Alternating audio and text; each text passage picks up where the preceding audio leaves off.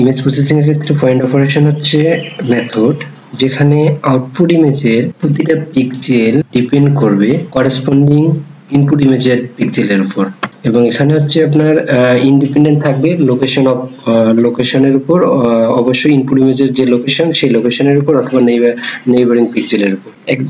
আমরা যদি কনসিডার করি যে r be the grey value at a point, মানে ইনপুট ইমেজের যদি লোকেশন এক্স ওয়াই লোকেশনে যদি গ্রে লেভেলের ভ্যালুটা আর হয়, তাহলে অবশ্য এখানে আমি ধরে নিতে পারি যে এটা ইনপুট ইমেজের কোন একটা লোকেশনের ভ্যালু এটা, আর আউটপুট ইমেজের একটা সেম লোকেশনের ভ্যালুটাকে আমি এস দ্বারা ডোনেট করলাম।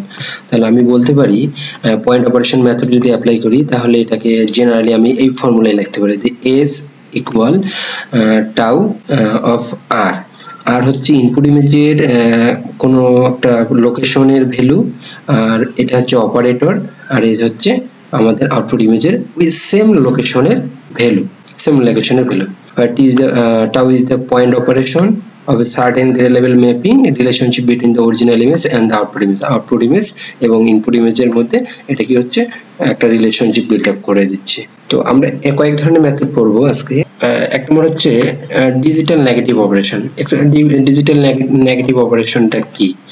ডিজিটাল নেগেটিভ অপারেশন ফাংশনটা আমরা ডিফাইন করতে পারি s equal l minus 1 minus r। এখানে l এর ভ্যালুটা ডিপেন্ড করবে যে আমাদের ইনপুট যে ইমেজটা নেওয়া হচ্ছে সেই ইনপুট ইমেজটা কত বিটের। তো ইনপুট ইমেজ কত বিটের এটা ফাইন্ড আউট করার জন্য আমাদেরকে প্রথমত দেখতে হবে যে এই ইমেজটার মধ্যে যে ভ্যালুগুলো দেওয়া আছে বিভিন্ন লোকেশনে, বিভিন্ন কোঅর্ডিনেটের যে ভ্যালুগুলো দেওয়া আছে সেই ভ্যালুগুলোর হাইয়েস্ট ডেনসিটি কত। তো এখানে আমি দেখতে পাচ্ছি যে গ্রে লেভেলের ম্যাক্সিমাম ভ্যালু হচ্ছে 7, 4, 3, 5, 2 সবগুলো দেখে এখানে বলতে পারতেছি যে হ্যাঁ এটা হচ্ছে ম্যাক্সিমাম ভ্যালু 7, হাইয়েস্ট ডেনসিটি হচ্ছে 7।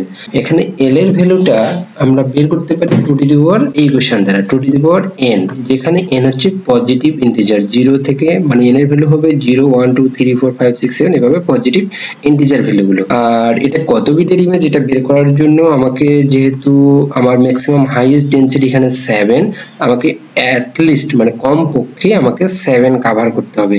তো আমরা জানি 2 টু দি পাওয়ার 0 মানে 1, 2 টু দি পাওয়ার 1 হচ্ছে 2, 2 টু দি পাওয়ার 2 হলে 4, আর n টা হচ্ছে এখানে কত বিটের ইমেজ n টা দ্বারা আমরা ডিফাইন করে নেব। যেহেতু 2 টু দি পাওয়ার 2 মানে 4, তার মানে 2 বিটের ইমেজ হলে আমার এই হাইয়েস্ট ডেনসিটি কভার করতেছে না, তার মানে আমাকে আরেকটা বিট নিতে হবে। যেন 2 to the power 3, 2 to the power 3 equal to 8 যদিও বেশি হয়ে যাচ্ছে কিন্তু আমার 7 টাকে তো কভার করতেছে। 2 বিট নিলে 2 বিটের ইমেজ আমি এটা বলতে পারতেছি না, কারণ এখানে 7 ম্যাক্সিমাম হাইয়েস্ট ডেনসিটি হচ্ছে 7, হাইয়েস্ট ডেনসিটি 7 হওয়ার কারণে আমার এটা হচ্ছে 3 বিটের ইমেজ।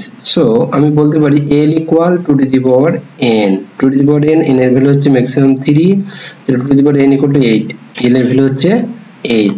তাহলে হাইয়েস্ট ডেনসিটি ভ্যালু আমি এখান থেকে বলতে পারি যে হাইয়েস্ট ডেনসিটি ভ্যালু হচ্ছে আমার 7, 0 l minus 1 মানে l minus 1 হচ্ছে 7।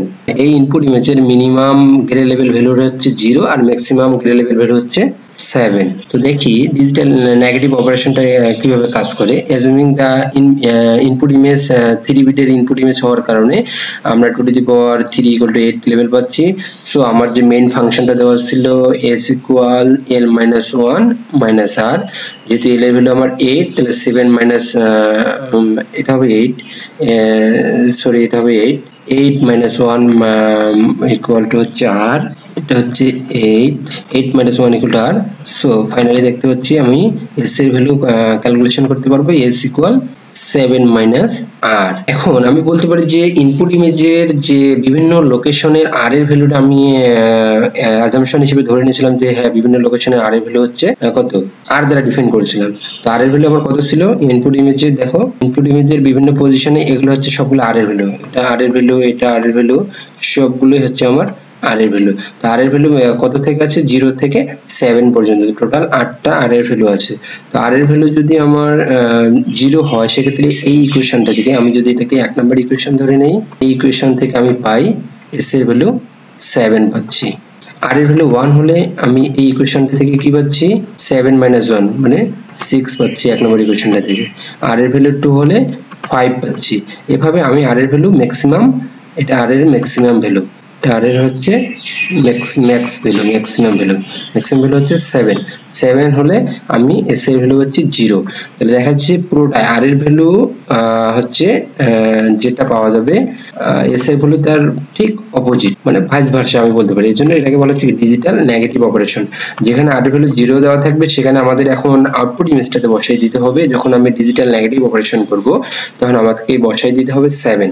r এর ভ্যালু যেখানে 1 থাকবে সেখানে আমি s এর ভ্যালু বসাই দেব, আউটপুট ইমেজে s এর ভ্যালু মানে সেম লোকেশনের ভ্যালুটা বসাই দেব 6।